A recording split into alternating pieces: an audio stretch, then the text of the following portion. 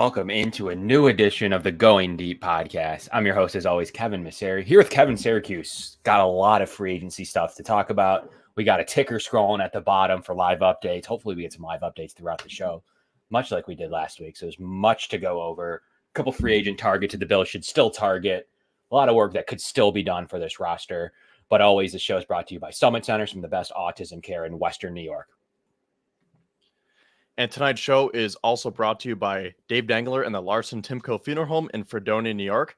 Larson-Timko Funeral Home is committed to providing their community with the best possible service in their time of need, offering 100% fully guaranteed price and pre-arranged funeral plans with live streaming available. Visit their website at larsontimkofuneralhome.com or give them a call at 716-679-9000. Kevin, how you doing today? How you feeling? I feel great, Kevin. How about you? Are you on the Eric Armstead watch? We are. I think we're on Eric Armstead watch. There's definitely been some rumblings throughout multiple sources throughout, Twitter, other people that seem to think that that's a realistic scenario. And boy, would it be one. I mean, it's definitely a guy that has three-tech potential, a guy that could come in off the bat to share snaps with Ed Oliver, as well as Daquan Jones. He could be in a full three-person rotation there, and then put a depth piece there in the draft. So it could definitely be a piece. And we saw Eric Armstead get after Patrick Mahomes in the playoffs. So right off the bat, right off the cuff, I mean, that would sure be an upgraded defensive tackle room. Obviously, you're going to get a full-strength Jones that you didn't have for much of the season. You're going to add Armstead over Phillips. I mean, Kevin, that's a no-brainer. Yeah, I mean, as long as we can make it work financially, I am all for it. Now, I'll say right off the bat, a guy that I had kind of highlighted a couple days ago who I thought could be a very underrated prospect is Adam Butler, coming off a very solid season with the Raiders in which he had 5 sacks and 28 tackles in 0 starts. He played every single game as a backup, and I was going through Raiders Twitter, and they do not want to lose this guy. So I figured Adam Butler could be a sneaky pickup here, because looking at the defensive tackle room after the Bills re-signed Daquan Jones, you have Ed Oliver and Daquan Jones as your starting duo. I mean, that's locked and loaded right there. And to your point, you have room for 2, maybe even 3 more defensive tackles. So I thought they're going to draft one relatively high as a defensive tackle number 3, probably get a lower tier free agent for defensive tackle 4, and then they could give that 5th spot to Jordan Phillips if he decides to come back. But if you get Eric Armstead, that changes things. I mean, as much as I like the idea of Adam Butler and the upside that he presents, again, if you can make it work financially with Eric Armstead, I am all for it. I think, Kevin, it comes down to give me your brief, like, how much would you pay him? Like, what is your number that you would go to on a player like that could be as dominant as he is in this league? That's a good question, because, I mean, we know that the Bills had to be cap compliant by 4 o'clock. So the new league year started at 4 o'clock. Happy New Year, everyone.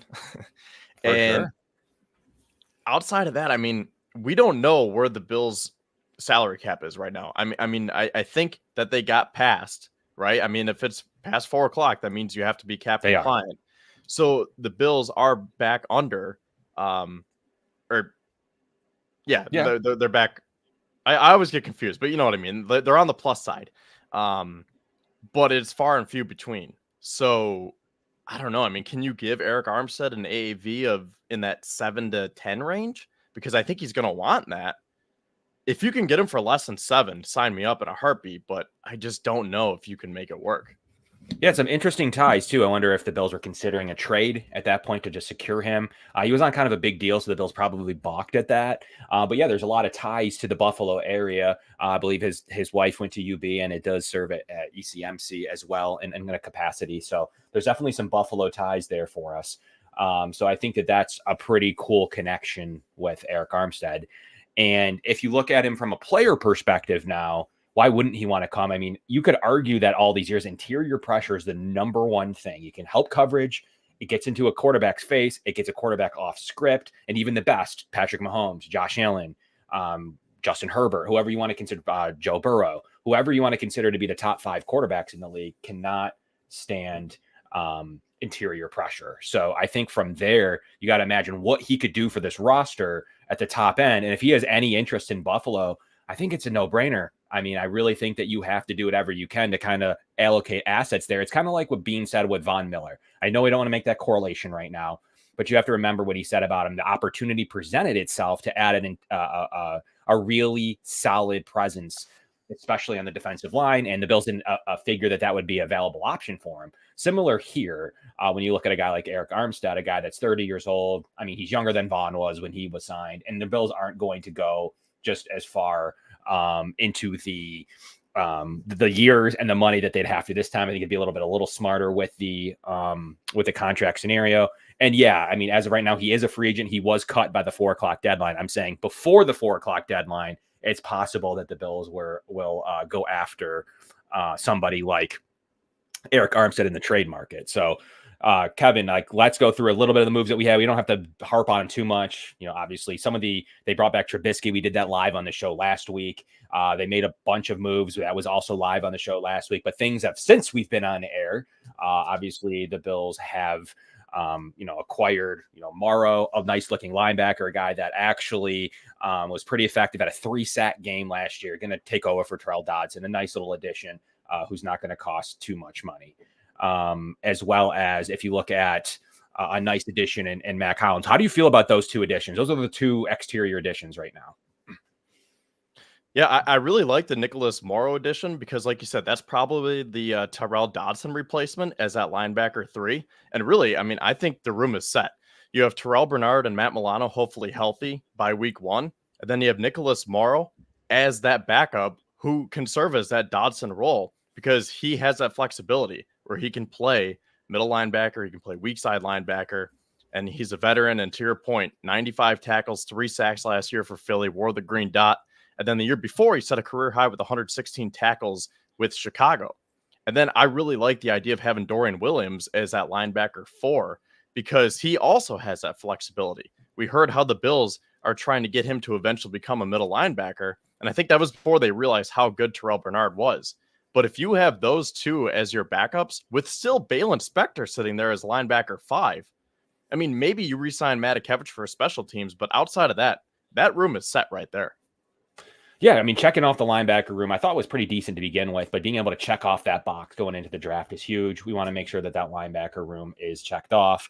And the Bills are trying to do the same thing, admittedly on the defensive line, obviously bringing back AJ Epinesa, another move that has happened since the show was one that I was expecting to happen. I thought that everything made sense from his connections to loving Buffalo, to being here full time, to his value and his age. I thought that made sense. And then bringing back Daquan Jones on a pretty decent deal. Both of them are really nice looking deals. So the Bills have shored up their defensive line a little bit, but adding someone like Armstead right off the bat gives you another ability to go into the draft, not really needing to be desperate at the defensive tackle position, and one where Bean likes to be in those kind of positions. But another room we need to talk about real briefly here, Kevin, is we saw Jordan Poyer go to the Dolphins. And sounding off on Twitter and the grass field and his wife being so happy, blah, blah, blah. We saw that happen. And then bringing back Rapp and Cam Lewis. So, you really have a safety blanket there. But what should the Bills do at safety? Should we still be entertaining Cam Curl, some of the other bigger name free agents that are still available? Or you kind of packet it in for the draft? What's your take on the safety position right now? You know what? Before we get into the safety position, I want to touch on Mac Hollins, one of the guys that we did sign, because sure. I think if we talk about wide receiver, that'd kind of transition us into safety, because I really don't know what to do financially, because I would love Cameron Curl. I would love Justin Simmons, but I think we need to talk this out. So in terms of Mac Hollins, we woke up to that news today and I was like, oh, Mac Hollins. That was my first reaction because we heard rumblings overnight that something could be going down. And then I was like, Mac Hollins. But I was like, all right, wait a sec, cool your guts, because Mac Hollins is a very solid wide receiver 5, wide receiver 6, who I think provides that valuable depth and competition with Justin Shorter on the back end. And I tweeted this earlier, so let me just pull it up because it'll probably be easier if we're looking at the same thing here. But I think basically the Bills need to work on the top half right now. The bottom half of their receivers, as I just found it right here. So Stephon Diggs is wide receiver 1. Shakir is wide receiver 3. And now either Mac Hollins or Justin Shorter will be fighting for wide receiver 5 and 6.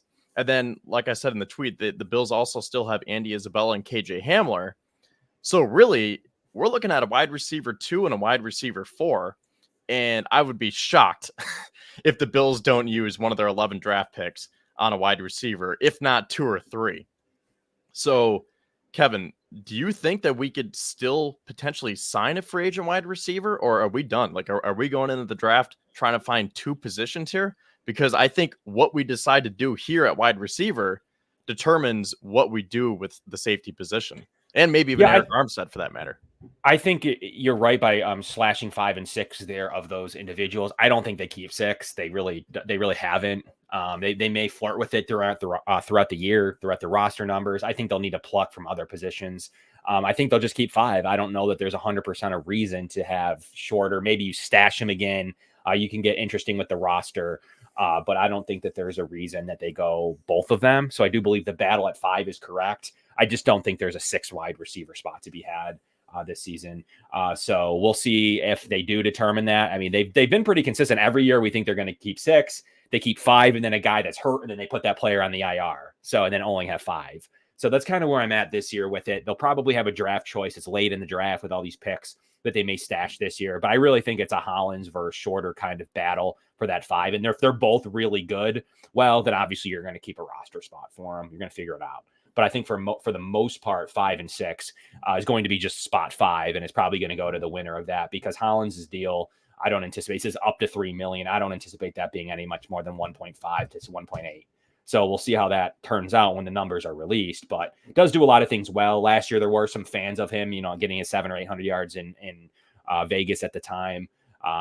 He looks a lot like Gabe Davis, plays a lot like Gabe Davis, has a pretty good RAS, was pretty athletic coming out of college. Big height and frame, can block, can play all 4 phases of special teams. Shorter's got to prove he can do that to supplant him as well. So it's going to be a nice looking battle from a pretty much a rookie battling against a vet in Matt Collins. So that'll be a fun one to watch as we get into training camp. But I don't think both will be. I don't think they go to receiver 6 unless they do crazy things in the draft with a couple of rookies that they want to stash. But yeah, I agree for the most part. I think they'll keep 6 because, I mean, don't forget a couple years ago, they kept 7. So I feel like it was an anomaly this past year when they only had 5. And that was because of the numbers and all the tight ends that they were rocking with. But I think that they're going to keep 6 because I think Matt Collins is a Gabe Davis and Trent Sherfield replacement. As you mentioned, he's a good blocker and he can play special teams. So that essentially locks him onto the roster for me. I don't think that they're going to get rid of Justin Shorter. We don't even know what he can do. And I think he has tremendous upside. So I think those positions are essentially locked. Now it's just a matter of who's going to be wide receiver 5, who's going to be wide receiver 6. And again, I think that the Bills need to find a wide receiver 2 and a wide receiver 4 now. So do you think that we could still sign one? Because I'm going to throw this name out there right now. I've been a huge proponent of KJ Osborne. I know we've talked in the past about Marquise Hollywood Brown, but I think market's going to be too high, especially after Calvin Ridley's big deal today. Noah Brown went back to Houston on a relatively cheap deal. So KJ Osborne is someone who I've been wanting the Bills to target as he improved every single year in Minnesota. He provided some valuable depth, especially when Justin Jefferson went out. He came in, he has a little bit of flexibility inside, outside. And I think he would be the perfect wide receiver 4, allowing the Bills to still go draft that wide receiver 2, and he'd be within their price range. But again, like we've been saying at the outset of this, where do the Bills sit financially right now? Do you have enough money to go get a KJ Osborne, especially looking at that safety position that you already mentioned and a potential Eric Armstead signing? So, I mean, like, I know you like KJ Osborne too, and former UB product here. Would you still go get Osborne, or are you saving that money for safety and potentially Eric Armstead? Man, you always suck me into the wide receiver talk. Just when I thought we were going to have a nice safety discussion, we are still railing off receiver. I think it's necessary that Bills do 2 receivers in the draft. I don't even want to hear any questionable a 2nd and a 7th. Like I want 2 real receivers out of this draft class, most notably a 1 and a 4. That would be a lot along the lines where I'm thinking. So Brandon Beane, one of his famous lines and what he likes to tell us all the time, why this is relevant, is because he'll say things, I don't like to draft over free agents. So he is in the camp of saying, sure, if an opportunity presents itself for the best available player, obviously there's going to be some correlation there between maybe a guy they signed in free agency. But from the most part, you don't want to sign a guy, even of Osborne's level. I don't necessarily mean he's going to get Kelvin Ridley money. Apparently, the Titans wanted to pay Kelvin Ridley AJ Brown money. What a goofy franchise. I'm not sure what they're doing over there. Like why you wouldn't have just kept AJ Brown. The rookie receiver that they got out of the AJ Brown pick. I just not a Burks fan at all. I just don't know what the decisions were going on in Tennessee. But anyways, you try to prevent a situation to where you're going to sign a guy like Osborne at $6 to $8 million. And now you want two rookies, and now you're in a situation where does Osborne, okay, you get two rookies. Does Osborne even play? It's not a famous thing that Brandon Beans, our general manager, likes to do, as he admits it. So I am a fan of Osborne. That would put us in a camp with Osborne, Holland, and Shorter now, for the reasons you stated. Now you're in a situation to where you may only have a receiver spot at that point. So especially if you're hoping to see some stuff out of Hamler, Brandon Beane doesn't enjoy that. So my opinion is I want the two rookie receivers. I want them to be a precedent. I like all these teams filling these receiver spots because, we know Marvin Harrison's probably now going to go to New England for sure. Probably. I'm not sure if they're going to do a quarterback position. That's going to be an interesting battle. But I just don't see it in terms of wanting to take Osborne on right now, knowing that I really want two rookies. But if Osborne signs and the number goes down and down and down for some reason, like he's not going to get the 5 to 7 to 8 that he was possibly projected, that becomes a lot more interesting to me. And it's the whole slot debate, right? Like Tyler Boyd debate. If people are like, well, he's still on the market. But what are you going to do with, you have Khalil Shakir. But I've always said, get the best players you can for Josh Allen and worry about where they're going to place on the field next. So Osborne could fall in the camp of somebody worth acquiring. And as a guy I still like him and Boyd. Obviously, Hollywood Brown's still there. I don't like a lot still left on the list. If we want to bring up the list now, would be a good time to kind of take a look at the list. Mike Clay just released his list, and there might be a name or two off this already, but it's from a couple hours ago. As you look at the start of free agency here, Calvin Ridley obviously came off, but Mike Williams is there. Marquise Brown. You're going to go with someone like Michael Thomas, Tyler Boyd, Curtis Samuel. OBJ's had some ties to Buffalo, DJ Chark and KJ Osborne. You got Hunter Renfrow there too. Donovan Peoples-Jones I've seen come up a couple times.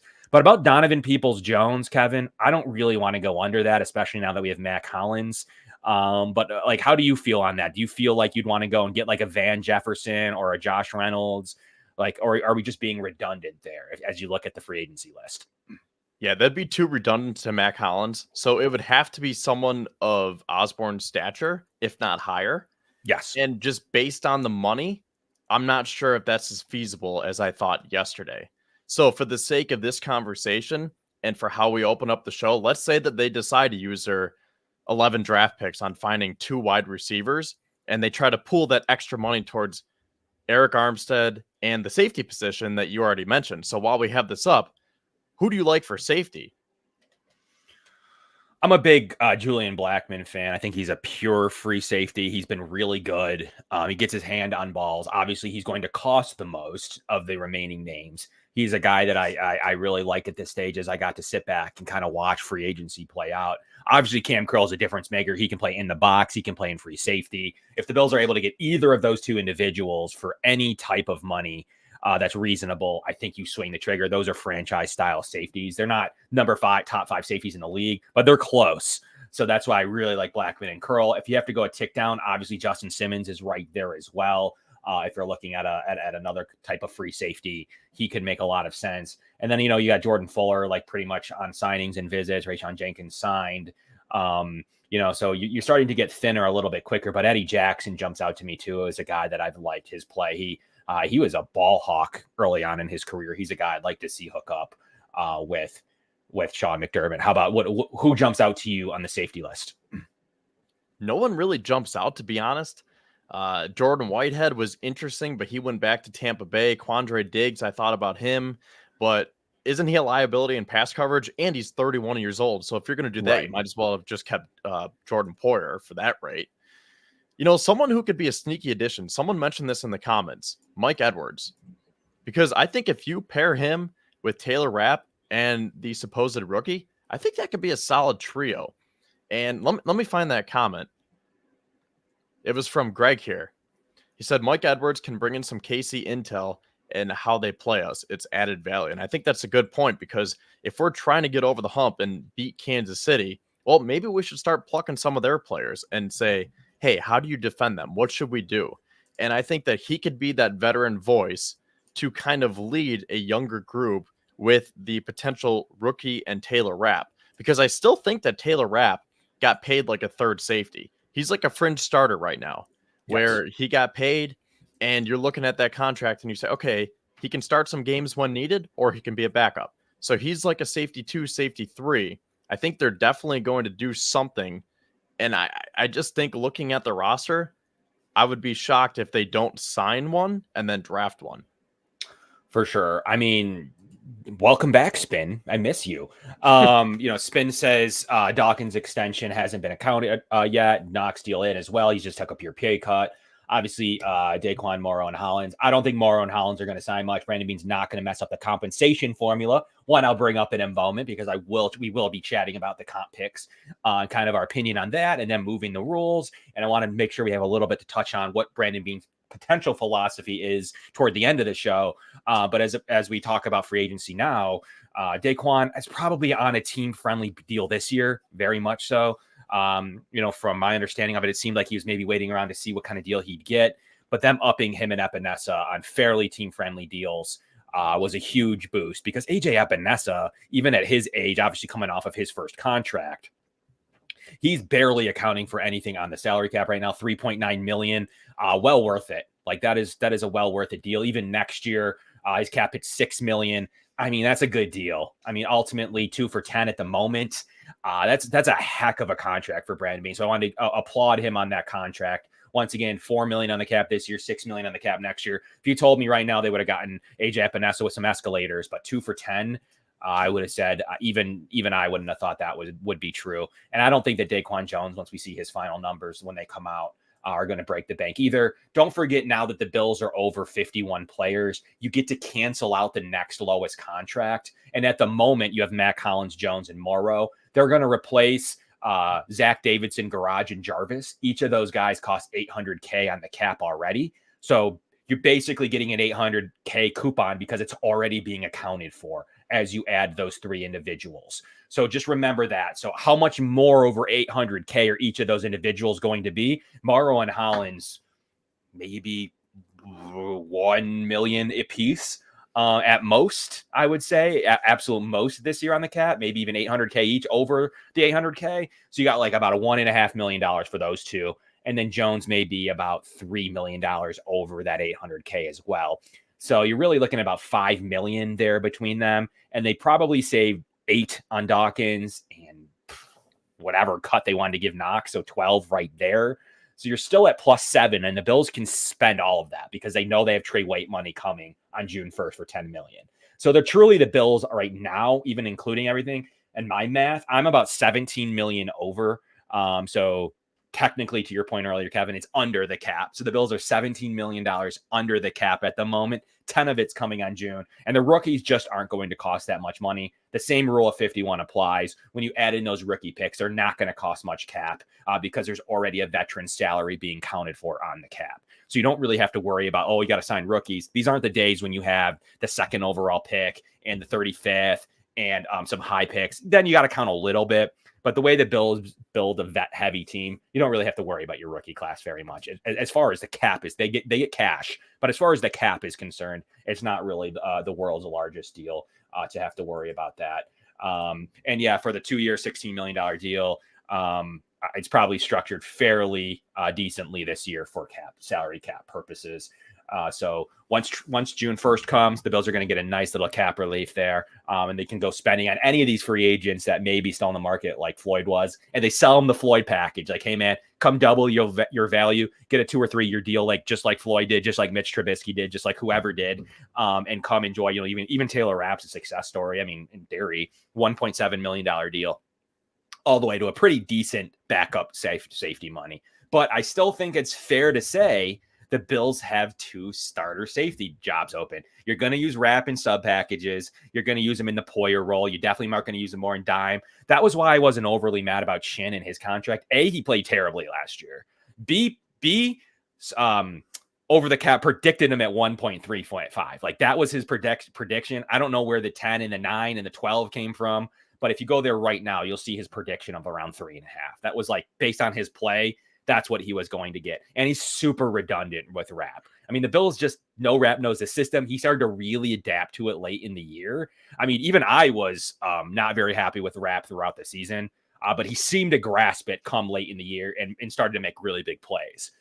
So I am interested to see, and I do think that he could have made a difference in the playoff game. So I like Rapp as a third safety and a second in an injury situation or one where you just can't find the right starter. So there's going to be that to be said. But Kevin, they need at least a safety one, probably a safety two. So you don't seem to like any of the names. You kind of pick through them. Are you thinking draft then for your safety spot? I am, but at the expense of wide receiver then. I mean, that's why it's a tough spot, because I want them to draft wide receiver in the first round. So can you get a good safety on day 2? And the fact that they do have 11 draft picks, that provides some flexibility where they could trade back or even trade up and use those picks to their advantage. So I think they can make it work, because I think that a defensive tackle on day 2 is also in the fold. And we'll see. Maybe that changes if they get Eric Armstead or someone of that caliber. But it's going to be interesting to see how they handle this, because to your point, I think we are still 2 starters away. And I will say my lead candidate right now probably would be Mike Edwards. Just, I think he fits what the Bills are trying to do. He's a veteran. He comes from Kansas City, and I just like that fit. And I think he would be within the Bills' price range. So if I had to give you a name right now, I would say Mike Edwards, and then draft one probably day 2. I like Mike Edwards. I mean, I think they definitely are designating a certain safety to be their safety. It's tough to know. I mean, I think Rudy Ford's put a lot on film. He's been good at times. You know, you have Eddie Jackson, another guy I've mentioned that I really do like. So there's definitely some names there that it's tough to say which one of these names could be the way to go. I'm still struggling to see that they wouldn't get a higher to medium level safety. They don't need to get the highest guy, and they haven't. They've converted Poyer. They made Rapp. Obviously, they made Hyde, who was a nickel slot corner, into a converted free safety. So there's definitely, I don't think that they need to go the highest of the high like Blackman, but sure, I'd love to get my hands on Cam Curl, especially if his number goes down. Is Justin Simmons going to be a guy that is going to make a lot of sense? Where is his number at too? He doesn't count against the compensation formula, and one that we're going to talk about soon. But somebody that makes a whole lot of sense for multiple reasons on Justin Simmons. So we got to watch out for that one as well. So we really can. Neither does why I keep bringing up Eddie Jackson, is because neither does he. So he is yet another name that we should be watching for on the compensation, because right now the Bills are most likely in line for a 4, a 5, and a 6. And the running joke right now is, well, they're just going to lower them all by a round. Yeah, I mean, I get it. It kind of stings. The Bills got a 4th that still may get adjusted. But it was the compensation formula was so thin on Edmonds. Like the Bills were just over the threshold.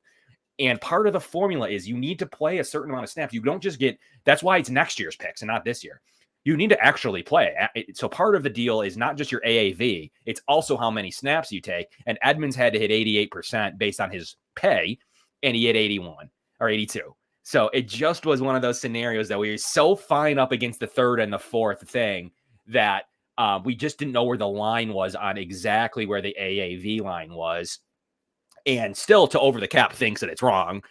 I'm saying, well, maybe they might have adjusted it because all the thirds they give out for the coaching candidates that they do elect picks for now. So like it just determines where that line is. The Bills aren't going to be uptight against it when it comes to their other players. Like they're not going to be pinching that 3rd round like they were with Edmonds. The Bills barely got in on Edmonds, and that's why it ended up dropping into the 4th. It's stupid, but it is how it works. But when it comes to the Bills compensation picks this year, already losing 3 qualified compensation players, and most likely not acquiring any right now with additions of Matt Collins and Morrow. So I don't believe they will end up counting against the formula. Anybody under about 2.5 last year, so it'll even be a little higher, do not count against the formula. And anybody signed like May 5th does not count. So right now they're going to receive a 4th, 5, and 6 because the Bills are going to want 11 draft picks every single season. And who else doesn't count against the comp pick is obviously formerly cut players. both on your team that you cut, they don't count for you, and another team cutting them, like Mike Williams, for instance, would not count on the compensation formula. If ever the Bills were like, that's the receiver I want, it wouldn't hurt them on the compensation formula for acquiring either him or a Simmons or a couple other players that are, or Eric Armstead wouldn't count as well. So that's why the Bills might be like, I can sign Armstead and keep my fourth round pick that I'm getting from Gabe Davis, or I could sign Cam Curl and probably lose my fourth round pick. So that's kind of the decision that he's losing, is the difference between Armstead and Cam Curl. If they do kind of make that move, is it worth that fourth round pick? Maybe it's not. So that's kind of the basis of the compensation formula, and why I think the Bills are going to be at this mode where they're going to get 10 to 11 compensation picks at the time. Do you like that, Kevin? Do you hate it? Are you just like, don't worry about it? Are you like, we need some young cost control guys in? Where do you stand on thinking about that as like a kind of a winning team likes to do? I mean, it's nice. I like having as many draft picks as possible, but at the same time, I want to win right now. And whenever I think of a team that has double-digit draft picks, I'm like, oh man, they're in rebuild mode. So I don't like the thought of it as much as I do like having that flexibility. And like I said, the Bills can use those to maybe trade up and get a third round pick back, or maybe if they want to potentially even trade out of the first round and have 2 or 3 second round picks. It gives them that option to do so. But I think you have to be careful with how you do it, because I don't want to just always be that team that has multiple draft picks and it's like, oh, well, we just want to build on young talent. I kind of win right. I want to win right now. As much as we're opening up this new window, go get some veterans that can help right now. There's definitely some talk about people wanting to get a new coach for Josh Allen. That's just an outlandish take. The second winningest coach in the league. Right now, I don't think that has anything to do with anything. This is Brandon Beane's time to shine at the moment. So we'll see how he's able to put a spin on what they're going to be able to do with this class. But I think compensation picks are the new thing they're going to consider. Like, it just is what it is. Like, what money are you expecting them to sign big free agents to win now? And my counter argument to anyone that's like, I don't want compensation picks, and let me put it on the screen now. Dane Jackson will qualify. I mean, he got a pretty big deal. So congrats to Dane Jackson going over to Carolina, right? So Congratulations to him. I do believe $14.5 million. Yeah, I mean, if it's probably up to, but it's probably going to be more like 5 or 6 a year. But that will qualify him for at least a 6 based on the formula that's driven, because right now, like a 6th right now is John Simpson. He's going to receive a 6th round pick, and he was $6 million. So that's probably where Dane Jackson will be, potentially flirting with like Kenneth Murray, who's a 5th round pick. So there's possibility there that the Bills will receive the 3rd pick for it. And like, you can be smart on this. This isn't a situation where there's ways to play it. So the Bills have $10 million to spend on June 1st. Those guys don't count at that point. So you can go out and trade for whoever you want at that point. So you can go, maybe Cortland Sutton's available, or maybe, who knows? You can do many different things at that date. And they don't. So you can play it smart and receive a bunch of picks that cost controlled value. Like, it's not a crazy idea. It means they don't want to win now. It's just like, let me be smart, because I'm losing decent players. Let me be smart about who I'm signing, because if you sign cut players like Eric Armstead, I would say the Bills upgraded this offseason, right? And ultimately, he doesn't count against the comp pick formula. So you are playing it smart, and you're getting a very much now a win now player. So there's no reason to not consider it when you have value players that are worth something. Starting last year was the first time the Bills really let someone go in Tremaine Edmonds. And now it's going to be something that they have to consider every year, that these guys are worth picks. Let's not burn them because, we already like to trade up, and people already claim we burn picks and do this and that. We traded for a Naeem Hines, who's now in the Browns. Ken Dorsey won't be able to use him there anyways.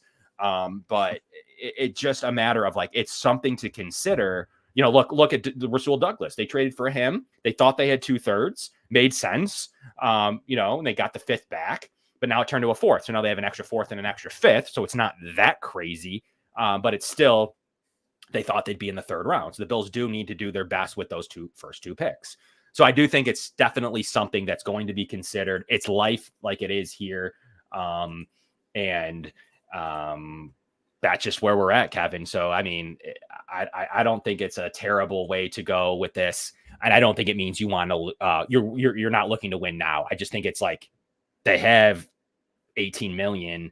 Who do you expect them? You can possibly make one work, maybe one on June 1st. Who aren't they signing? And right now, like, we don't know that they're not going to get a true win now player anyways, right? Like they could. Yeah, I mean, comp picks are good in general. It's just like I said, it's like that stigma behind like, oh, the Bills have all these draft picks, like they're relying on young talent. Go get some players that can win now. Now, I'm sorry, I know you've been explaining this, but I see some people in the comments are saying that they're confused, and to be honest, I still get confused. So, what's like the Go ahead. main thing that qualifies a team for these comp picks? Can you explain that again? Yeah. So what happens are the NFL wants to reward you for building a good team, right? So what the NFL is saying that if it's an expiring contract and you're like, dude, I just can't afford that player. Like, what do you want me to do? I can't pay everybody 20 million each. We developed this player. I deserve something for doing that. What can you do for me?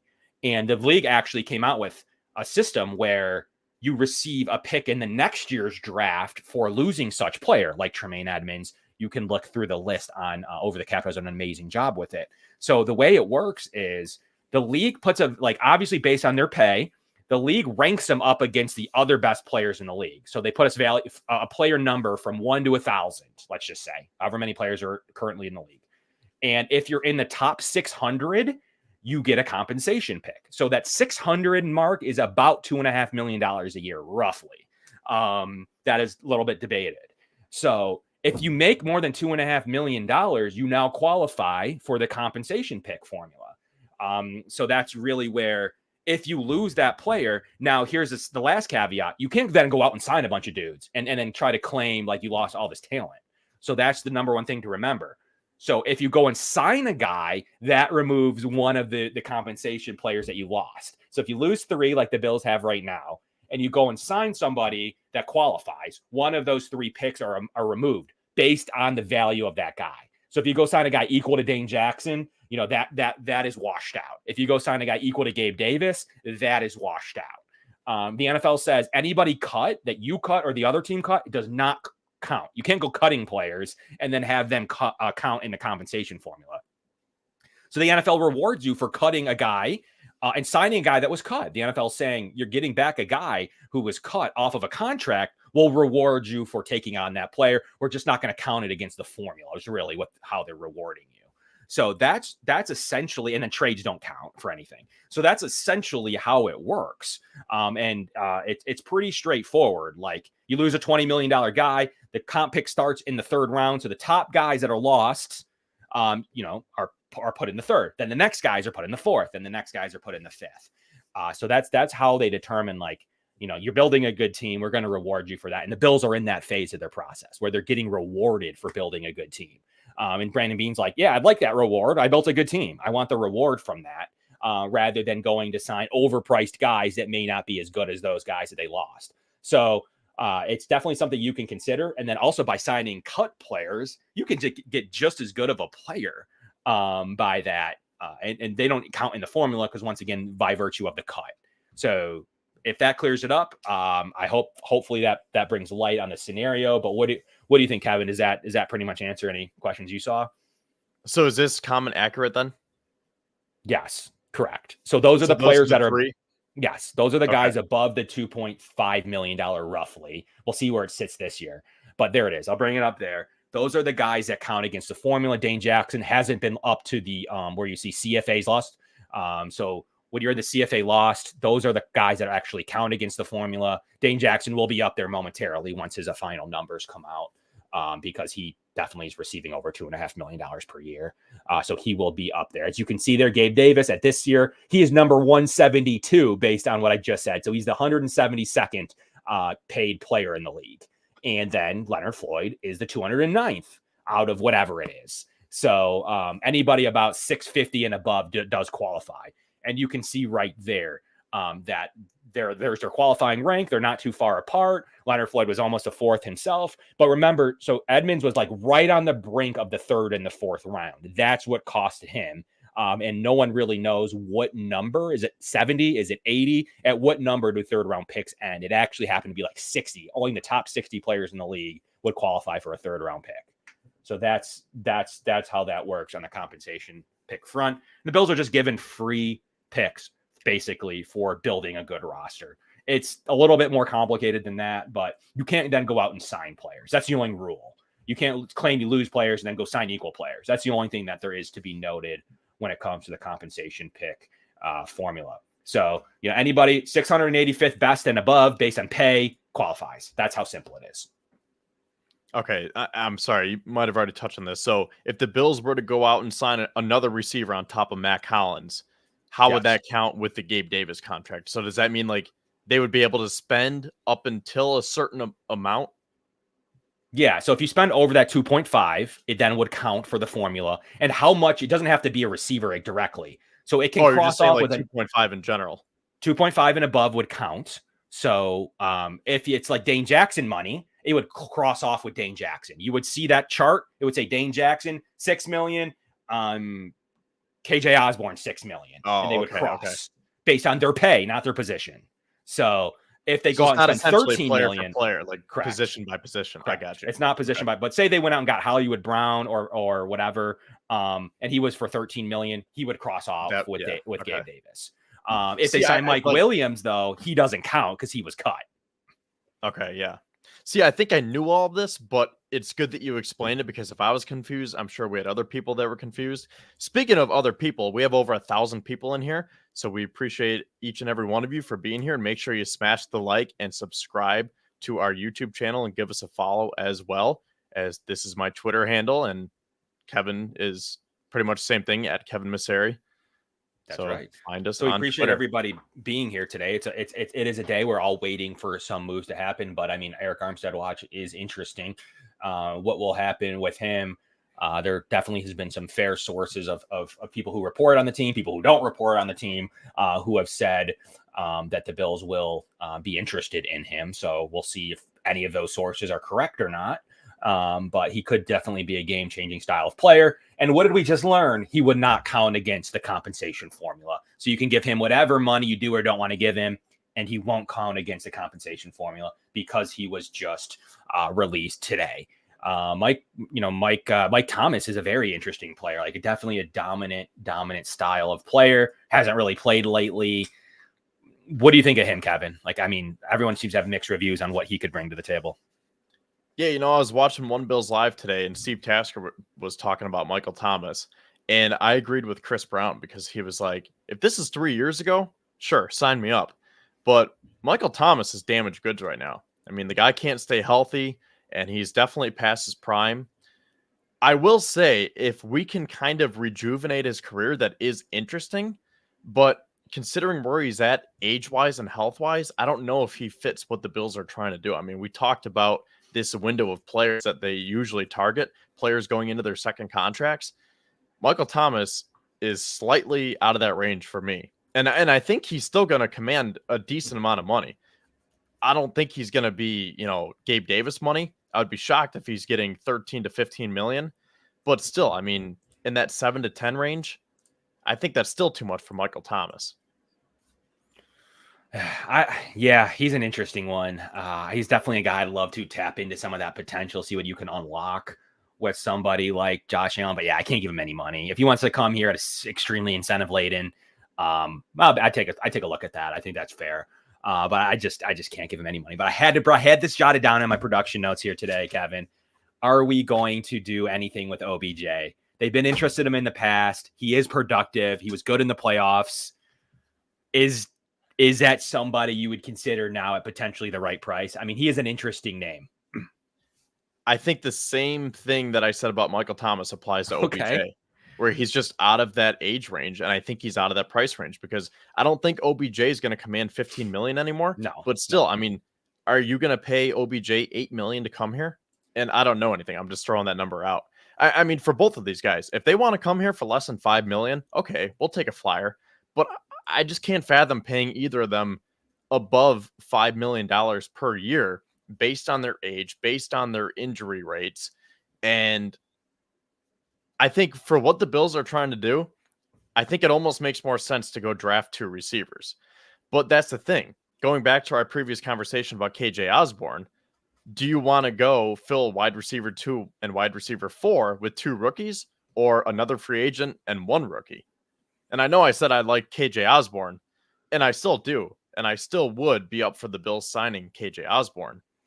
But it's very far and few between. Like, there aren't too many wide receivers that would fit that wide receiver 4 mold for me. So that's why I think if it's not someone like KJ Osborne, you're just better off going to draft him. Yeah. And for everybody watching, whether you're on Twitter, Twitch, wherever you are right now, YouTube, if you could smash that like button, that would mean so much to us. It helps us bring amazing content for you guys. And we have some special things on the fold here. But yeah, I mean, there's definitely some, everyone seems to be out on OBJ, which makes me very interested in, is he worth it at half the cost? So what will the Bills do at that vet receiver position? Does it really feel like they're going to get a vet? I don't know. Is Mac Hollins it? They have to fill 3 receiver spots: Gabe Davis, Sherfield, and Hardy. They've technically filled one with Mac Hollins. Do they fill another in vet and free agent or what? Like, so that is a good question, and it's tough to say. But like you said earlier, I just don't see it below a KJ Osborne. I think you got to be KJ Osborne or better. Yeah, and do you have the money for that? Probably not, unless that's the move that you're honing in on. Is there a trade out there that you could pursue? I don't think you would need to be you don't need to be aggressive on that unless it's a super good deal, because you can wait till after the draft in June 1st and that $10 million if there is a trade there. But yeah, I mean, this is where I'm thinking too for OBJ is in a $4 million deal with incentive laid in, come play with Josh. Like, does he think that he's going to earn more than that? I just don't know. I don't know how he can think that he's going to get more than 3 to 4 million right now. I mean, I guess with a ton of incentives, give him a signing bonus, give a few void years, fine. But I don't know where he thinks that his market is. And maybe he does believe that he's still an $8 to $10 billion player. Best of luck to him, I guess, if that's what he thinks. Maybe there's a bad team that will just be like, yeah, come here and, we have the money, who cares, type of situation. Maybe that's what he's rooting for at this stage, and he doesn't really care about going to a team that's winning, because players can do that. They don't have to care. And one of our favorites, or at least mine, a guy that's still available here on the market, Noah Brown's gone for you, Kevin. That's sad, but Boyd is still available. Like, his price has got to be going down by the day, right? Yeah, it does. I was thinking about Tyler Boyd because I know he's within that threshold. And see, the thing that I'll say in general here is that I want players who are ascending, not descending. So OBJ is descending. He's on the back half of his career. Someone like KJ Osborne coming off that first contract with the Vikings, he's still ascending. And I think his ceiling is relatively high. Tyler Boyd falls right in the middle, where like I could see him still potentially peaking a little bit, but he's right at that age where he's going to start to decline soon. Not necessarily fall off a cliff, but you know what I mean, where he's not necessarily that young anymore. Tyler Boyd ended the drought, to put it into perspective of how much experience he's had with the Bengals. So he's not as much as OBJ, but he's still not ascending like KJ Osborne. Yeah, I mean, it's a good point. Like, it just depends on, what the Bills will consider the right course of action is at this stage. And I think it's nothing more than where they're at in the process. And, watching a couple of players still coming off the board right now is very interesting. You have the Bengals making moves right now with their defensive tackle position relevant because, as some of those spots fill up, do the Bills consider still being in discussions with Eric Armstead, a guy that we kind of started at the top of the hour with, a player that's dominant. He can play across the defensive line. Some of his numbers are good, and is just got ties to Buffalo with his wife going to UB.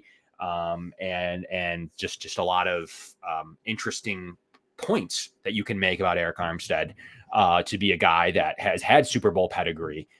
So just a pure talented defensive tackle. And the Bills upgrade a very important position from last year over Jordan Phillips and Tim Settle, and other Eli Anku, whoever got some snaps at any point throughout the season.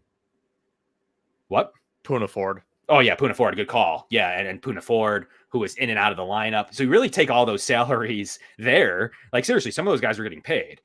You merge them all together, and you're at like 8 million there anyways. So instead of just having a mixed match of ragtag style of defensive tackles, just have 3 good ones and a rookie. Like that seems good to me, Kevin. Like, right? Like, what's wrong with that? Like that's better than last year. Linval Joseph too, for that matter. Sure. Yeah. Throw him in the mix. Put him in the camp. We had to sign him because Jones went down. So that's a little more fair, Yeah. but still you're right. Like ultimately give all those snaps to the top 3, get a rookie in there to get some experience over beneath the older guys. And like, that's a 4-pack of defensive tackles. That's a much upgraded unit to what the Bills put out there last year. So who says they aren't playing to win now, right? Yeah, I mean, again, if they can make the money work with Eric Armstead, I'm all for it. Now, are you completely out on all those former Bills that we just mentioned? Like, would you be opposed to bringing back Poona Ford as that 3rd or 4th? Because I thought he flashed when he had the opportunities, but for some reason, he just wasn't finding his way to the field. And I don't know if anything would change this year. So that's why I feel like as much as I like Poona Ford and as much as I loved the signing last year, I feel like I'm just automatically out on Poona Ford. Tim Settle was underwhelming here. Linval Joseph is definitely out of that window that we talked about. Eli Anku, sure, they'll keep him around probably as that practice squad guy. And again, Jordan Phillips can be that 5th rotational piece if they decide, maybe Bean will say, hey, we know you're pondering retirement. Here's a roster spot for you if you want to come back to camp. Not to say that we're going to keep you on the 53-man roster, but you can at least come to camp and compete. Yeah, with us making him inactive, I just don't see why he'd come back here. If he's going to take a low deal, he's going to go take a low deal, maybe in a scheme that fits him better. I don't think he'll work. I think maybe Tim Settle gets that call of all those guys. I don't know if Jordan Phillips is going to play again. I don't know where we're at with Linval Joseph. I mean, I think the age and the mix of being decent, like to at least playable, Tim Settle does seem to make the sense out of all those guys. Where I think he'd be the one that would come back for a couple of those reasons. But I think he's a fallback guy. Like he's a guy that already got paid by us, didn't overly produce, is a fine 4th defensive tackle. But right now, I think that if the Bills can truly upgrade a not a fallback guy, who's getting excited about Tim Settle? Like I think you're going to at least try, especially for a player who, for many reasons, is dominant, doesn't count against the comp pick formula, has played in the Super Bowl. I mean, I think those categories alone makes it so like you would probably heavily lean on upgrading one position now. So that really does, signing Jones and then say you get a guy like Armstead or even elsewhere or even other. The Bills, I don't think the Bills are done at the defensive tackle spot. I think it does make it easier for you to not have to worry about it from a draft perspective. If, Armstead there, it said that, the Bengals made, already had a deal in place here already tonight. So that may take them out of the Armstead situation.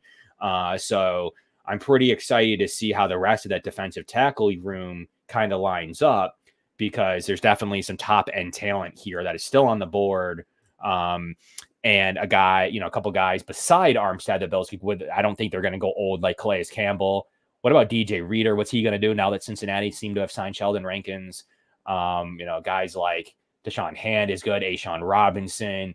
I like Jerry Tillery. He had a lot of potential coming out of school, and he's still young. I know a lot of you like Quentin Jefferson, ex-Bill. T.R. Tart is really liked. So there is definitely some names of guys that you could still bring in. And where do they put Tim Settle? Where's Mike Clay? It's just one person. But where does he put Tim Settle? Kind of in the middle to bottom there. They actually have Poona Ford a couple of ticks above a guy like Tim Settle. And then Linval Joseph's there, kind of on the bottom of the list as well. So I think it's a position they'll want to upgrade right now. I think that here's to your question about the receiver room earlier, to the defensive tackle room. I think the Bills upgrade that in veteran free agency right now. And that can kind of determine what they do with the draft. Right. Because if they do that, that'll show that they want to draft a receiver. If they keep stocking up on wide receivers, that might be a sign that they want to draft defensive line early in the draft. So I guess for our sake, if you're on the wide receiver train with me, we probably want them to sign a defensive tackle here. And I'm going to give you a couple names. I already mentioned him at the outset of this, but Adam Butler, I just want to touch on him again because he started his career with New England. And I think this guy is like really, really underrated. And I'm kind of upset with myself for not realizing that he was a free agent before when we talked about this last week. I was talking a lot about Greg Gaines, and he re-signed with Tampa, 1 year, $3.5 million deal. But then I was looking into it, and Adam Butler, so he's 6'5", 300 pounds, and in 17 games last year, 0 starts. He had 28 tackles and 5 sacks, and he really came on towards the end of the year. And then I looked at his career stats. So he's played 97 career games. He's only made 13 starts, but in those 13 starts and, spot appearances throughout those 97 games, 141 tackles and 22 sacks. So, I mean, this is a guy who I think is flying under the radar, and I'm not sure what his market value is. But if the Bills can't get Eric Armstead, I would definitely sign up for Adam Butler. And one more name is Lawrence Guy, 33-year-old veteran who got cut/released by the Patriots. Again, not sure what his market's looking like, but if you need that veteran voice, that veteran presence who can still be productive as a rotational piece, then I would take Lawrence Guy as well. I think what's interesting too is how about defensive end too while we're on D-line? Like, would you like the Bills obviously gotten better? Vaughn took a pay cut, coming back healthy, hopefully. AJ Epinesa is a spot starter as well in case Vaughn isn't healthy. You got a nice looking Kingsley Jonathan behind them all, and obviously Greg Rousseau. Are you still touching defensive end? Are you punting that to the draft? You're doing like a Shaq Lawson situation, who, by all accounts, I've been told is potentially a return could be happening. So we'll see how that kind of plays out. Or are you thinking about like going a couple of ticks above that, like Shaq Lawson, looking at like the best player that they could get there? Where are you thinking about defensive end as you kind of look through this list? Well, I think that it's important that the Bills build their line the correct way, because their Achilles heel the last couple of seasons, specifically that final game of the year, is that they lack pressure on the quarterback, specifically on the interior. So I think I would lean a little bit more towards signing a defensive tackle and then drafting one than I would defensive end, because I do like what the Bills have done. I like that they have Von Miller. I think he is going to get back to form. I'm not going to say that he's going to pop off and be the old Von Miller, but I think he's going to be productive. I like Greg Rousseau, and I love that we got AJ Epinesa back. I think Kingsley Jonathan has a lot of upside. And to your point, I could see Shaq Lawson just waiting around, and if he doesn't get a deal that he likes, he'll eventually find his way back as that 4th or 5th defensive end, and then they could use one of those multiple draft picks to pick one up later, probably on day 3. So I think I'm good with defensive end, but I'm going to allocate a little bit more of my resources to getting that interior pressure. So to answer your question, I think I'm pretty solid with defensive end. Now it's just finding the right defensive tackle. Yeah, I think what's interesting too is the money situation, something we haven't really talked about. Are the Bills doing anything to clear up money for next year? Like, what's their strategy right now when it comes to money? Are they having a punt year, as some people are liking trying to say? Is it a situation to where they're not having a punt year? Like the money situation is what's interesting right now. Obviously, they have $25 million next year. More money than that's going to clear up on the salary cap too, as a couple players are released. Trey White falls off. It goes into more dead cap. What do they do with Greg Rousseau? What's going to happen with some of these contracts? Is everybody going to stay on? So there's definitely moves to be made. What happened to Knox's deal? So there's definitely money that's starting to come off the board fairly quickly here.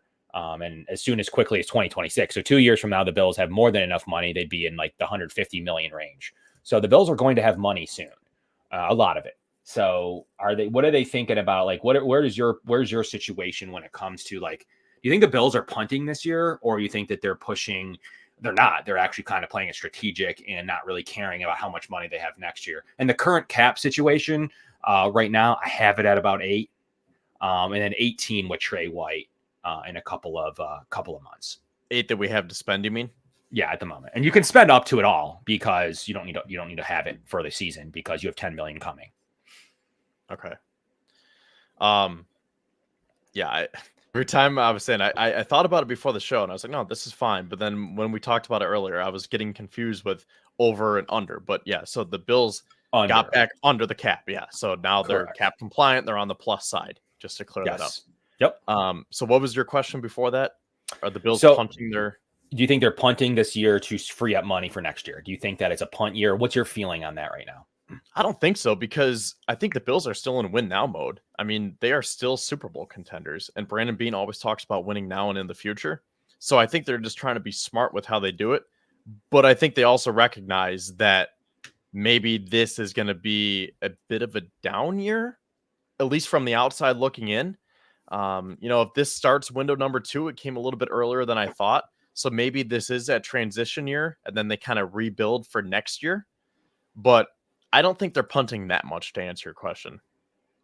And to finish on with that point, you were asking about the cap situation. Can we talk about a couple of transactions that can still happen? Let me get this the ticker going up here again, because Brandon Beane has done a lot. So we got to give him credit. But I think he can still do more, especially if there's someone like Eric Armstead waiting in the wings here. So as you'll see at the bottom scroll here, these are all the moves that the Bills have done. But I am still waiting on a Taron Johnson extension, potentially a Rasul Douglas extension, and then a Stephon Diggs restructure. So what do you think about those moves? Because that could potentially clear up $20 million right there. And that's how you can go get Eric Armstead and a safety. Well, there's definitely, like, the Bills obviously still have moves. Like, there's always moves to pull, right? So it comes down to, like, which moves do you want to pull? Do you want to push money into the future years with Diggs? Do you want to continue to further, continue to restructure anybody you can find? I would guarantee you, I know there's been rumblings that maybe Ed Oliver has already been restructured. I don't think it's like $4 million, but maybe that's done. You can extend Rasul Douglas. Definitely a move I want to do right now. I would really like to do that. And Taron Johnson is a move that, like, I'm pulling that right now. I mean, he's coming 12 million on the cap right now. I'm pulling the trigger to get him down as low as possible. So, like, he's just a future star. He's an all pro. Like, there's no risk. So I'm extending players. So the Bills can obviously free up money in a multitude of ways very quickly too. So if they have to be quick, they have to make a phone call. They can do that with a couple of guys. If it's something that they're working out right now, they can do that as well with, like, a Taron Johnson. Can they just pull the trigger on Ed Oliver, Stephon Diggs, Josh Allen, even get him to take more away? He's still got some he could spread out. I think the Bills are already strategic with Josh. I don't know that they do touch any more from his contract at the moment, but there is always something that they can pull. So that's kind of where I'm at. What are you thinking? Like, what would you do if you had to pick a move? If the Bills are going to sign someone like Armstead tonight, what moves are you making to make that happen? Like, what are you doing? I think the first move that I'm doing is extending Taron Johnson, like you said. Give him a 3-year, $31 million contract, 3-year, $33 million contract. Kenny Moore just got that 3-year, $30 million deal from the Colts to make him the richest corner, or the richest nickel corner in NFL history. So I'm going to Taron and I'm saying, we want to lock you up. We want to get you paid and we want to lower our cap. Then I'm looking at extending Rasul Douglas. And then I think my third option would be restructuring Diggs, because I understand you don't want to kick too much down the road, but I'm in the camp that Diggs is still going to be productive and he just needs a little bit of help. He needs to have that steady wide receiver 2 and hopefully wide receiver 4 to take the pressure off of him. And Diggs doesn't take too many hits. He's pretty good at getting down. So I think he still has some years ahead of him. But again, my first 2 options would be, number 1, extend Taron. Number 2, extend Rasul. And then if you have to, go restructure Diggs. Like, if that means go, like, if the difference between signing Eric Armstead or not is restructuring Diggs, then do it. If you have to kick money down the road to get Eric Armstead, sure. Right. So I think that there's plenty of decisions that the Bills can make on what they want to do. It's all about what Brandon Beane has in line for when he needs cap space. And he has a list of them, right? He has it ranked, his job. He has it ranked out on, if I need this much, I'm going to go here with it. If I need that much, I'm going to go here with it. And that's kind of how it's probably stationed out for the Bills right now. So it's tough to know how they rank all of those. Like, obviously Johnson would probably be the way any of us would prefer to make cap space, but it's still got to work for Johnson. Like, look at the Dawkins deal, probably took a while to come together. Now that that's done, the only thing Brandon Beane and the extension front, really, I mean, he could be talking to Greg Rousseau, but that's not something he has to worry about yet. I mean, he's really just working with Johnson. So, it could come together fairly quickly if Johnson's representatives are in a good place.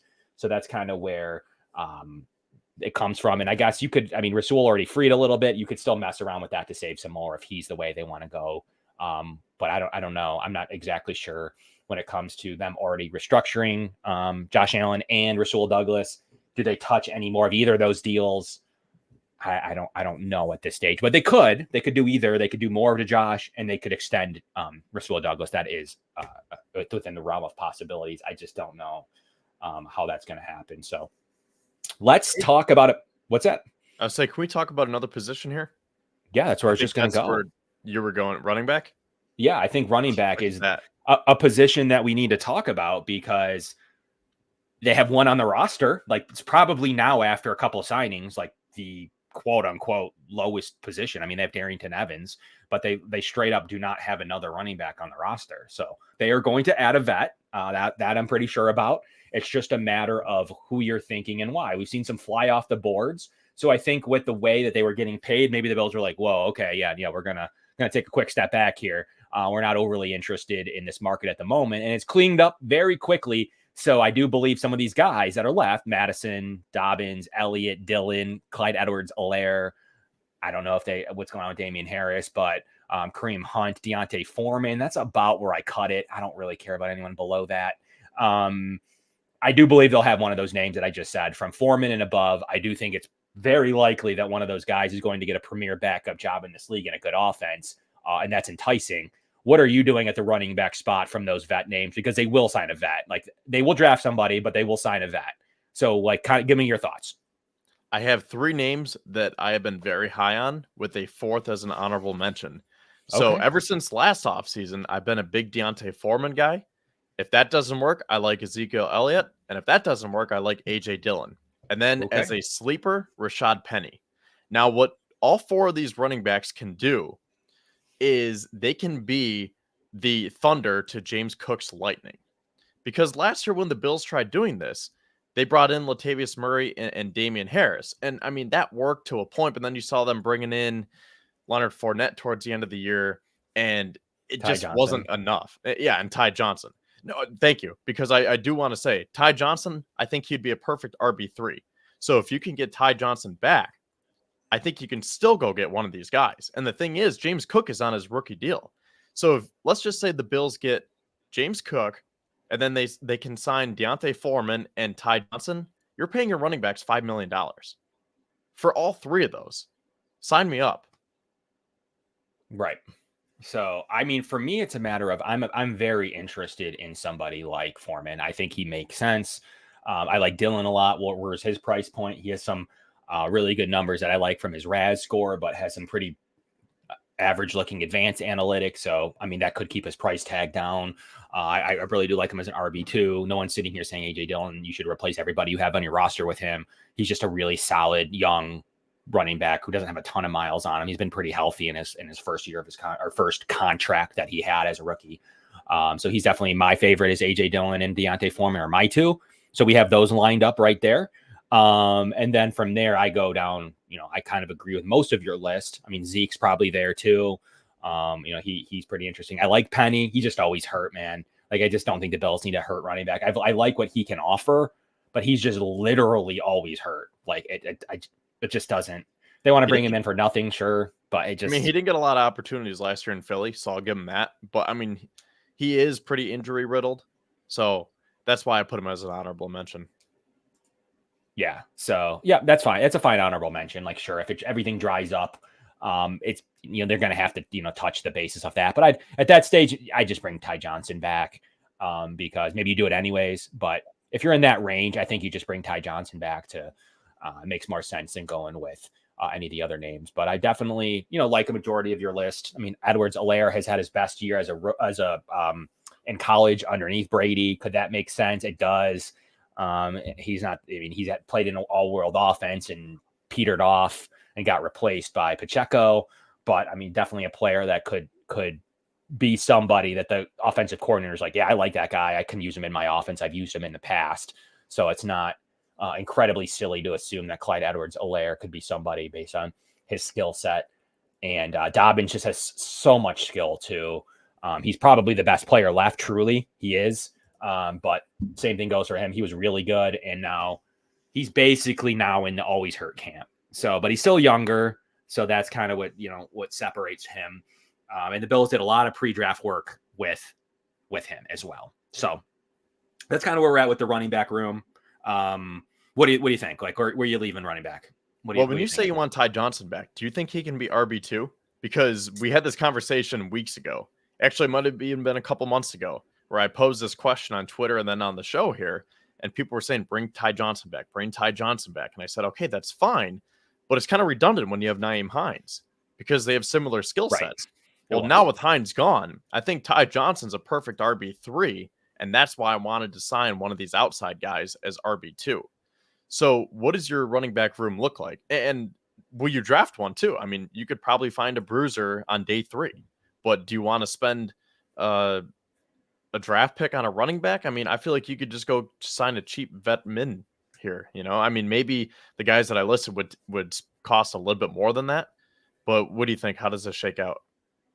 I think you could bring up him. I think he just is in competition to take the running back 3 job. Like I really like him. That if somebody gets hurt, he can be elevated for a couple of games. He's going to beat out Darrington Evans at the moment. So I think Ty Johnson makes sense on a toward Vetman deal. That's a running back 3. And now he could take the roster spot of, like you mentioned, a Naeem Hines. So I don't believe you. I want him. I do believe he's now in play, but I don't believe he's a running back 2. I think he's a running back 3 that can elevate to a 2, which is what you Yep. want. Like that's what you want at running back 3 is a Kinda guy like that a can be Taylor Rapp. elevated. Right. Exactly. That's what you're looking for. That's what he is. I wouldn't pencil him in as running back 2 and be good about it. I really wouldn't. I know he flashed. I would be happy about him being penciled in on the roster, like a Damian Harris on the roster last year, and then being elevated if ever needed up to the 2 spot if one of the first 2 gets hurt. So I think that's kind of my play there. And then, I mean, I'm kind of all in on getting a bigger back like AJ Dillon or like Foreman. That just makes sense to me at the moment. If those guys go off the board and are getting a little bit of money, then I mean, maybe they will have to entertain. They do have a bunch of picks. They're going to have to entertain it in the draft and just go into the draft with just like Ty Johnson and Darrington Evans and see what happens. If anyone gets cut or if anything happens, that's probably what could happen. But ultimately, I still think there's some names. But the way they flew off the shelves, I think the Bills are just kind of like, yeah, I'm out on that position right now. I did not expect to see these dudes everyone going 7 million plus. That was not something we expected to hear at this juncture. And yeah, I mean, I do believe that Ty Johnson at his maximum potential is RB3. That's ideal for the roster. That's a good situation. Damian Harris probably is better player originally, but Ty Johnson in this offense and what he showed would take over in that role for me, for what the Bills are looking to do. So last position too, I wanted to chat about a little bit here is one last thing I just want to say real quick. Yeah. I want to make the case for why the Bills should go after RB2 in free agency and not the draft, because I think there are multiple reasons here. Number one, Brandon Beane and Sean McDermott really value having that veteran presence in the room. And this comes down to pass protection a lot. These are those big bodies who can not only take the pressure off of Josh Allen on the goal line, but they can protect him in passing situations. And I don't know if they're going to want to rely on a rookie to do that. And again, they get the veteran voice in the room, someone who's been around for a while, who knows the everyday grind and can kind of lead this younger team. So that's why I think someone like a Deontay Foreman makes sense. Ezekiel Elliott makes sense. And then we talked about some other names and AJ Dillon for that matter too. The other reason is these guys could be check down guys. Now, Foreman isn't necessarily a receiving back. Same with AJ Dillon. They can be. If you're looking for a receiving back, Zeke might be the best out of that. But I think with Joe Brady getting James Cook for a full year, he'll probably be more of a receiving back. And Ty Johnson, if they can get him back, is RB3. So I think those are the main reasons right there where you would probably want to say, okay, if it's only going to cost $2 to $3 million to go get a Deontay Foreman, then I think it's worth it for all those reasons that I mentioned. Yeah, I mean, I agree with you. Like ultimately, I was fully in the camp of this, but the way that they priced out, like, kind of gave me a little bit of pause. But ultimately, I do think that it's now cooled off. People aren't going to continue to spend that kind of money. I do think the Bills will add one of those names we've talking about. It makes sense. It is an RB2 job in a big offense. So I do think that a lot of running back moves have already happened. It's probably, honestly, one of the best jobs open. I would think the Bills can pick who they're looking for from the running back list. And I agree. I'm usually draft a running back, but I'm not right now at the moment. And the thing is, you need someone who's going to come in and know their role. Like James Cook is RB1. There's no question about it. So you need someone who knows that he's not going to be taking snaps from him. And that's why someone like Zeke would be perfect, because he knows that he's on the back half of his career. So he's not going to come in and say, I should be playing over James Cook.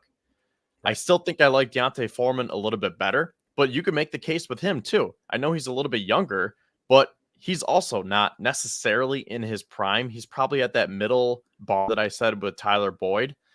And then AJ Dillon too. He's probably somewhere within that range as well. Is Dillon the youngest out of those three? Yeah, Dillon's 25. You have a situation. Foreman is 27, and believe it or not, Zeke's 28. Okay. So it just seems like Zeke is probably 30. Yeah. Right. Yeah. It's not crazy. Zeke's always, I always remember that Zeke's always like a couple ticks younger than what you think, just because of how early he got going and, had some early success in this league. So, I mean, obviously Clyde Edwards-Helaire and Dobbins, those are younger guys if they want to actually try to get the best player they can. And they're like, Dobbins, come play here, give you 1.7. I mean, that's not crazy. Like, I mean, it's not crazy because you don't, in this position group is different than say another on the Bills roster. They don't need that player to be like, they can take a risk on a cheap player. So at running back, you have Ty, that's where you have Ty Johnson. That's maybe where you can, get a UDFA, like sign another vet in free agency later on this year if it doesn't work. But given someone that's super high talented like Dobbins, 1.7 is not that risky to me. So that's why I think that it's a little different of a scenario than giving Kendrick Bourne $8 million per year. Like, it's a lot different than that. It's a lot different than, other situations to where you need a receiver too. You need to rely on that receiver too. This is a position where you have a running back one.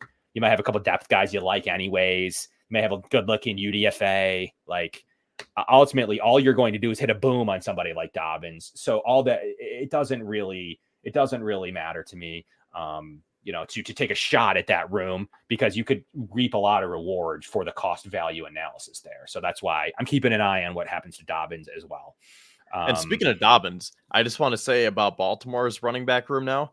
I mean, that is like the aesthetic of Derrick Henry. I saw that tweet. Someone was like, the aesthetic of Derrick Henry in that all black Ravens uniform with the visor is like perfect. Like, we're going to be looking back on this 500 years from now saying like, wow, that was just picturesque right there. But to my point earlier, I really like what the Ravens did, because Derrick Henry's a thunder and then Keaton Mitchell is the lightning, where you get that 1-2 punch. And that's why I think the Bills are trying to find that. Who can you pair with James Cook? Because he is that quick, flashy guy who can put the moves on. But then you need that big bruiser who can be that north to south back and just plunge his way through the line. And to my point earlier, got to be able to help in pass protection and be that veteran in the room. So any of those guys, I think they're going to be within that $1.7 to $3 million range. And I would give them a contract if they wanted it. Right.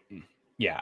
Running back's a fascinating position, but I will say, Kevin, that if they don't get one, it probably does increase the likelihood in the draft. Like, as much as, sure, it's not our, like, a lot of people's ideal situation. But like it would increase the draft likelihood of running back, period. Anyways, as another position group, because it was one I wasn't like really fully expecting to have to analyze, because I thought it was one they were good at, similar to corner, is offensive line. I want to get your opinion on offensive line room, losing Bates. Obviously that happened prior to our last show, but losing Morse. Now that we've kind of seen, David Edwards slide into the starter, Connor McGovern go to the center position, getting a lot of out of Alec Anderson, now potentially being, kind of tops of that interior O-line depth chart. And, who are you going to rely on behind the tackles at this point? Ryan Vandemark seems to be a guy that the Bills clearly trust. And they did all last year. So people were like, well, I don't know if I see enough from Vandemark to be the swing tackle. Why not? He was last year. So he was making Jermaine Ifedi inactive. He's already had a year as a swing tackle. Like, he's only getting better. The Bills clearly trust him. He was a highly touted UDFA from Indy. He got paid a ton of money to go to Indy.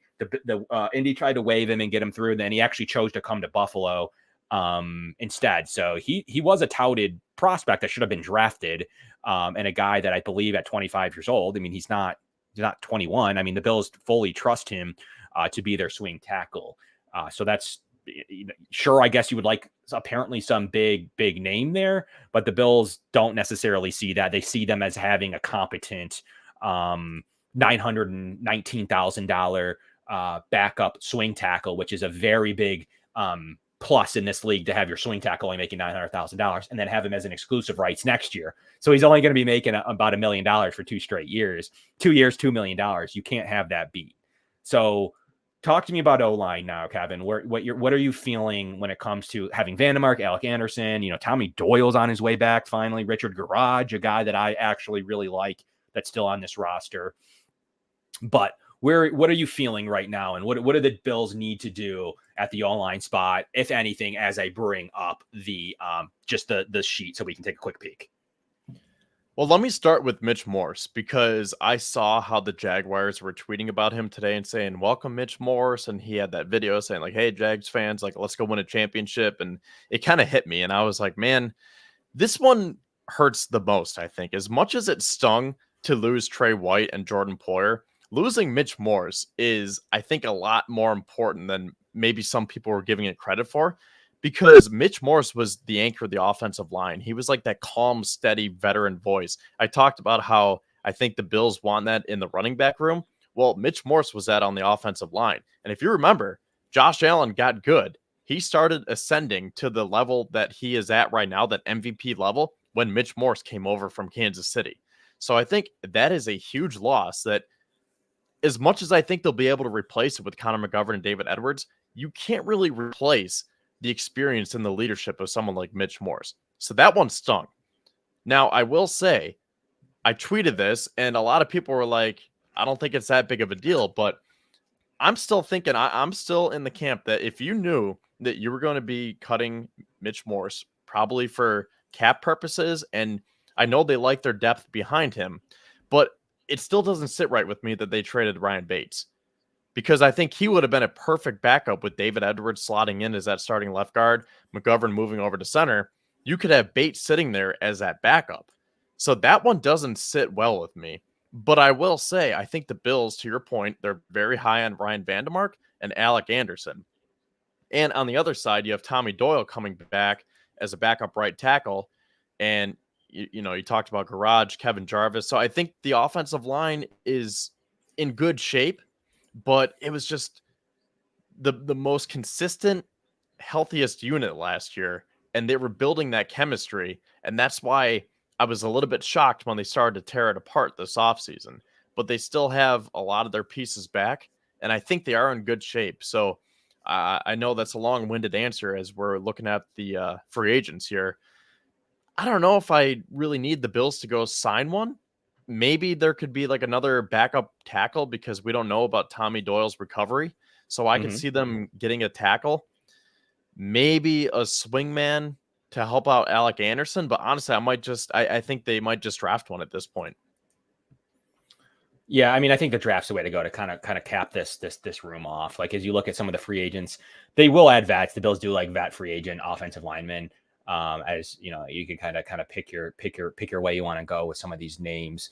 So I think that it's possible the Bills continue to look at this unit through free agency, as that's the period we're in at the moment. We can get into some draft prospects, on a later date that we may like, but it's not crazy to assume they may add somebody off this list that could come in. And I guess notably at the guard position, maybe where they're looking possibly at adding someone. I think that they, just like they did last year, they could go with a vet at the tackle spot and go with like, there is some names on here that could make sense for that, that kind of that ninth role. So it's not like urgent. Do I really care who their ninth offensive line like depth guy is in the Ifedi role? Nah, like it's not really that important to me who's going to play that role, because I think it's Vandermark right now at 2 years, $2 million.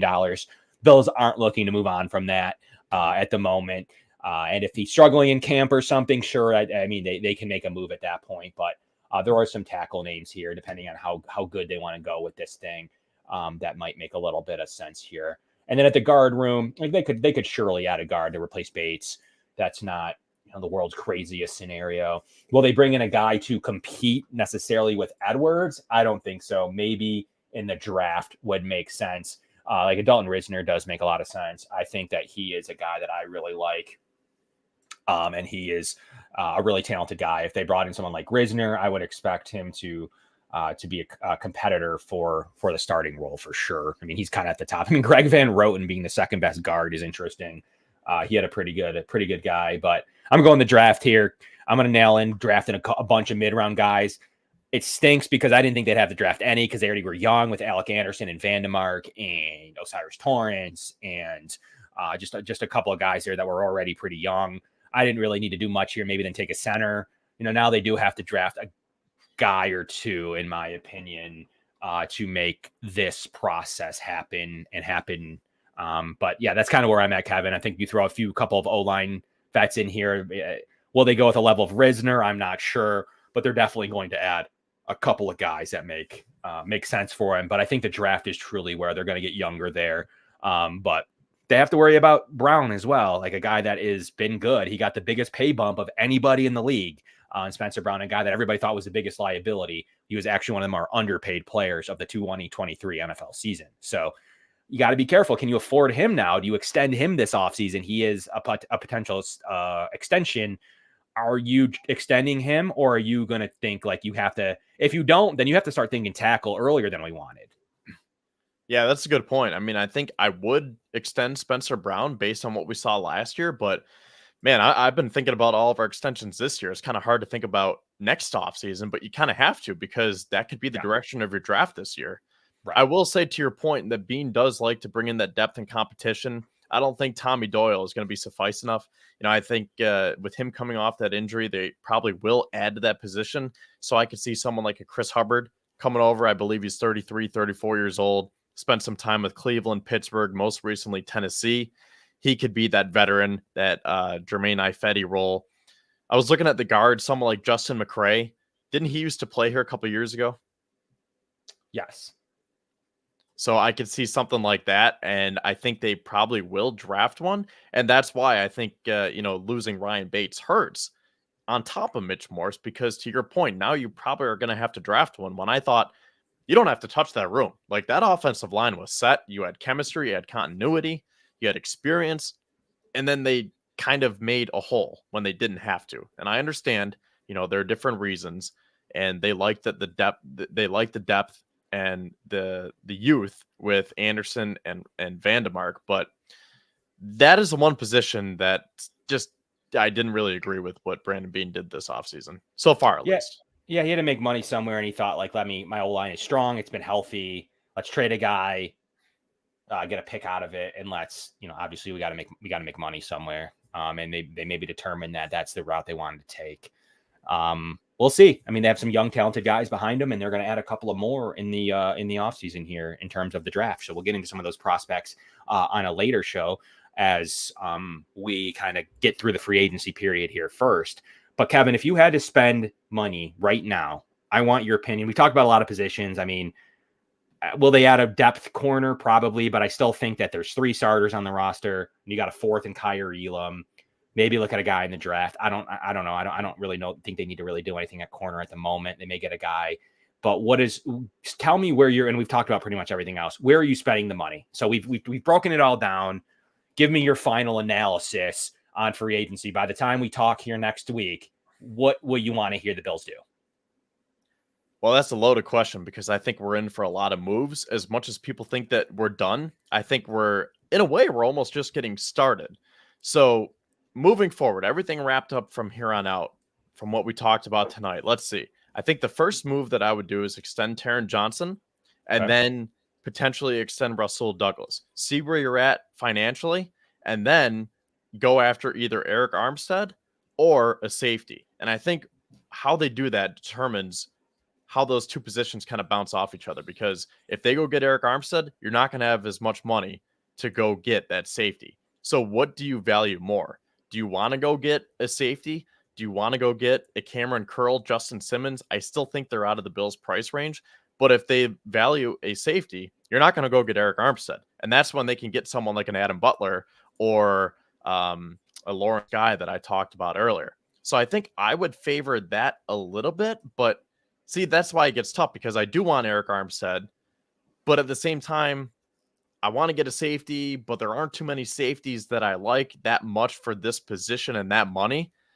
So that's why it's just a tough position. To be honest, I was sad that Jeremy Chin went to Washington for only $5.1 million.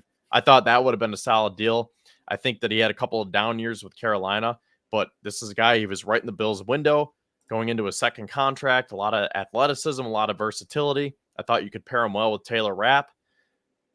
And then I saw the notification that he went to Washington. So that one I was a little bit upset with, not going to lie. And that's why I was like, man, he's gone. Darnell Savage is gone. I don't really have a name that stands out to me. So I guess looking at those two positions, Kevin, what do you value more, finding a third defensive tackle or a safety? Because I guess for as much as I talked about Eric Armstead, I'm kind of swaying back towards finding a potential safety when you essentially might need to find two starters still. I think that I'm still, because of how important interior pressure is and all the situations, I don't think finding a third defensive tackle in itself is above safety. I would agree with you.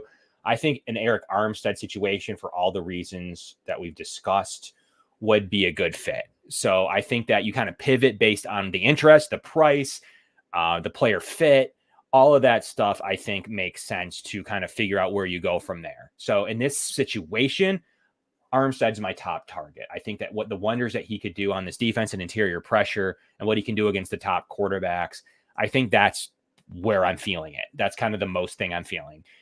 In general, though, to answer your original question, I'm feeling more like they got to find a safety. So that's where I agree. But I think the only thing that trumps that, and I don't think it's many players now, you already had Rankins come off the board. Maybe if Reeder's a guy you want to entertain. But other than our Eric Armstead, I'm not saying I'm forcing the third defensive tackle, but how important that is to where the upgrade over Settle, the upgrade over Phillips, the upgrade over Linval Joseph is just too great to me to pass up. His pass rush ability is just uncanny what he's able to do. 42 total pressures, 29 hurries. He gets after it. Like, he is a machine. And he's just utilized across the board. He's in the B gap. He can play a little even in the A gap earlier on in his career, but he's mostly in the B gap.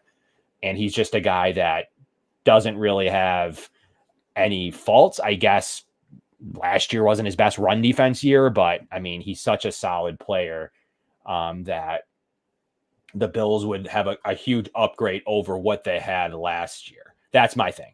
It's where are they going to upgrade? I think it's at the third defensive tackle spot.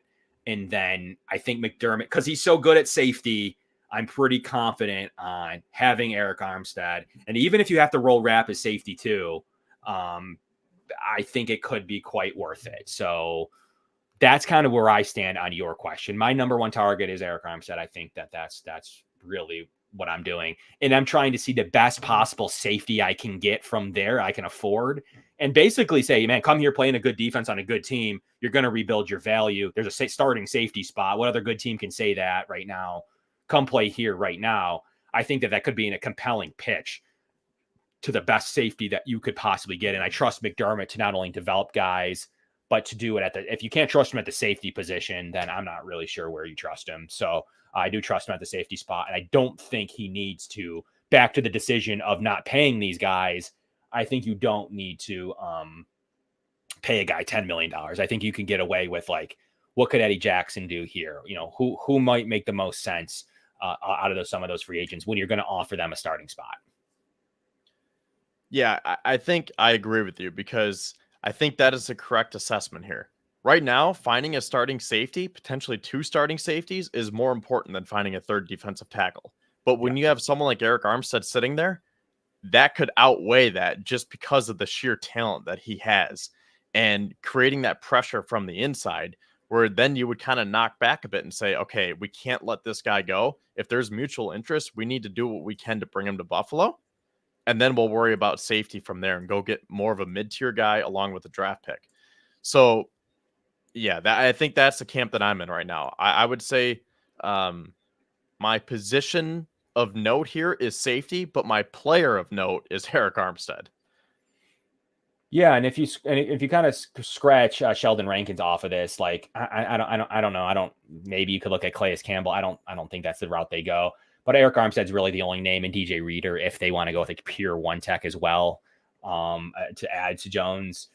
That's about it. Like, sure, there's some depth names in there I like, but as far as taking money and efforts away from safety, I think Armstead and then Reeder is about it. Like I like Tillery and I like Hand, but I don't know. But DJ Reeder is a guy that's interesting. Definitely very talented. And Eric Armstead, obviously, the last point about him that we've already made and we talked about in the start of the show was he wouldn't count against a comp pick formula. A lot of the other names do. I know it's silly, but he would scratch off a 4th round pick if you sign like Reeder. And Eric Armstead wouldn't. So it's dumb, but it is considered when they're making their monetary decisions because it should be. So that's kind of where I stand here, guys. And I really appreciate everybody coming on. We've had 1,400 live viewers. Thank you so much. Smash that like button for me. That means the absolute world as we bring you amazing content all season long, getting into, another basically free agent wrap up next week into some players remaining. And we'll kind of assess anything that went down. And then we're getting into draft shows and we're kind of talking about our best prospects here starting in March. So that's just going to be still a fun time up and through April. Up through April. Yeah. Yeah. Sorry. You said starting in March. I think you meant April. No, starting in March, we're going to bring you draft content like now. My bad.